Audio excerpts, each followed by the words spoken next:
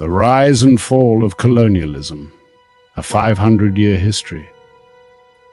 Imagine a world where a handful of European nations controlled nearly the entire globe, from the bustling ports of Lisbon to the vast plains of Africa and the ancient civilizations of Asia and the Americas. One force reshaped human history like no other: colonialism. Today, we're diving into the 500-year story of European colonialism, its origins, its peak, its brutal realities, its complex legacies, and its eventual collapse. This isn't just ancient history. Its echoes shape our modern world in borders, languages, economies, and conflicts. Let's begin at the dawn of the Age of Discovery. In the mid-15th century, Europe was changing. The Renaissance sparked curiosity. New naval technologies like the caravel ship and improved navigation tools made long voyages possible, and the desire for direct trade routes to Asia bypassing Ottoman-controlled lands drove exploration. Portugal led the way. In 1415, they captured Ceuta in North Africa. Prince Henry the Navigator sponsored expeditions down the African coast, seeking gold, spices, and Christian converts.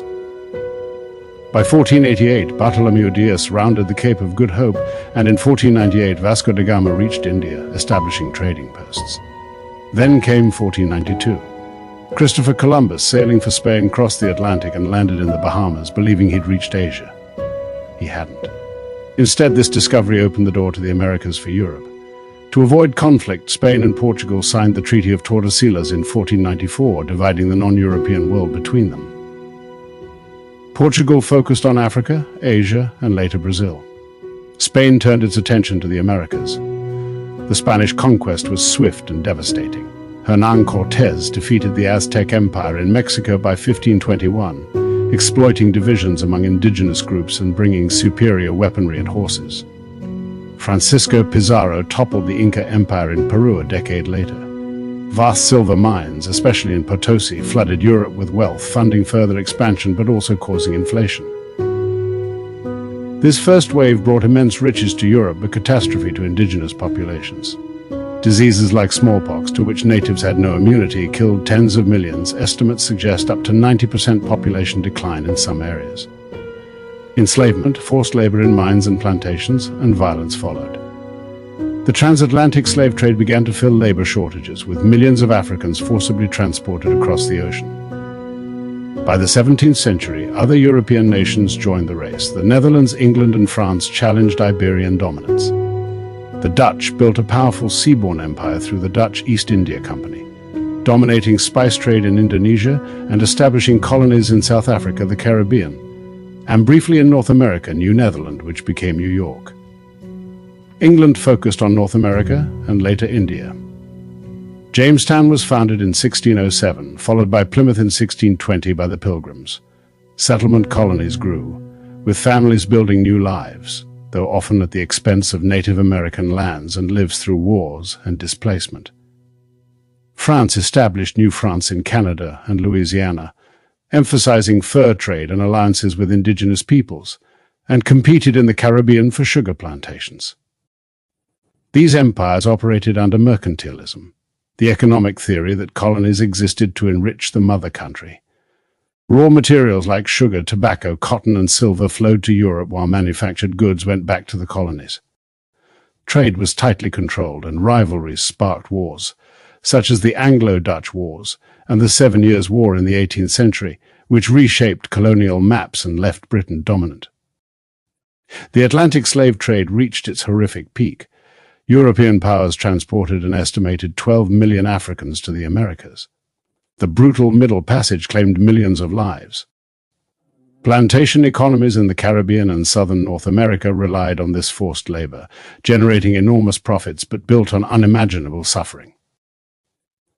After losing American colonies in the late 18th and early 19th centuries, most notably the United States in 1776, European powers shifted focus. The Industrial Revolution created demand for raw materials and new markets. Technological advances, especially the steamship, machine gun, and quinine for malaria, made inland conquest feasible. This era, called the New Imperialism, peaked in the late 19th century. The scramble for Africa was dramatic. In 1885, the Berlin Conference saw European powers carve up Africa with little regard for existing kingdoms, ethnic groups, or geography.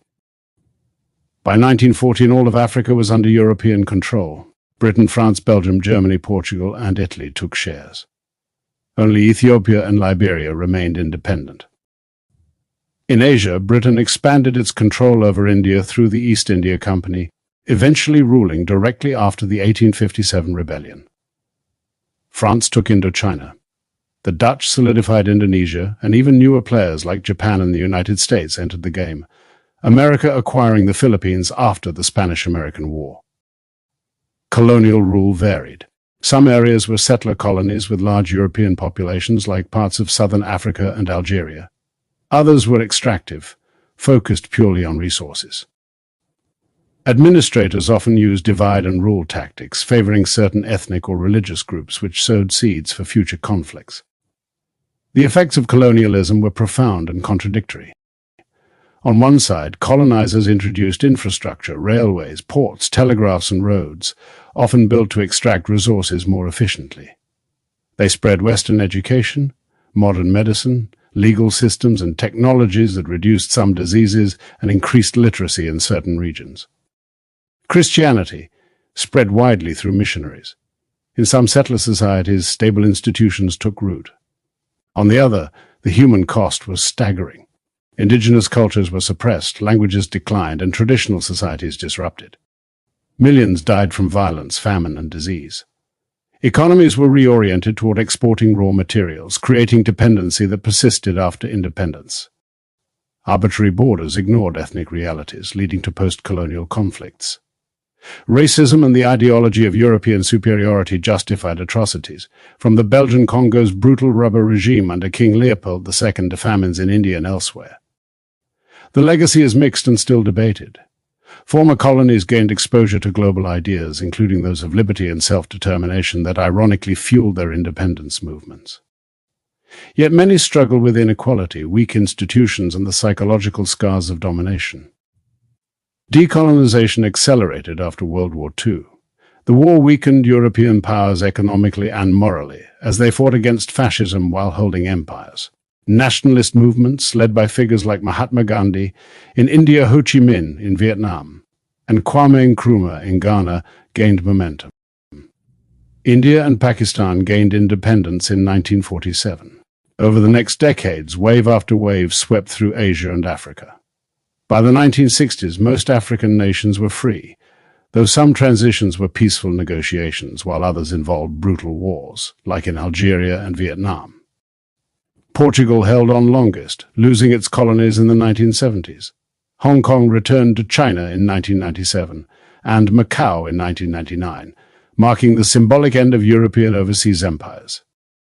Today, only a few small territories remain under colonial administration. Colonialism was driven by greed, ambition, religion, and technological superiority. It connected the world as never before, but through conquest and exploitation. Its story reminds us how power shapes history, and how the quest for freedom ultimately reshapes it back.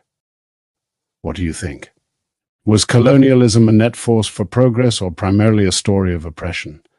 Leave your thoughts in the comments. If you enjoyed this, like, subscribe, and hit the bell